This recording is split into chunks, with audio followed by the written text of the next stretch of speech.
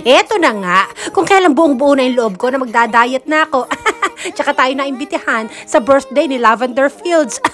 At tsaka ng anniversary nilang mag-asawa, sabay ang blessing ng kanilang brand new home again. At dahil malakas naman si Father kay God, sabi ko, Father, pagdasal mo ko na sana lumayo sa akin ng tukso. At dahil marupok nga ako, next week na lang uli ako mag-diet.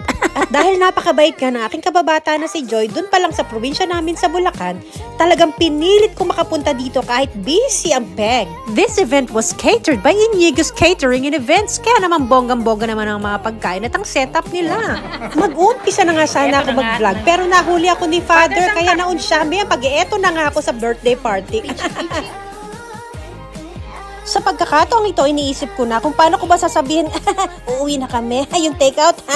Gustong-gusto kong uma-attend ng mga ganitong event because it's good to catch up with everybody. Socialize, meet new friends, at makakilala ka ng ang dami talagang Pilipino dito sa Australia. Talagang nakaka-proud naman pag nakikita mo yung mga masisipag na Pilipino, ang daming investment.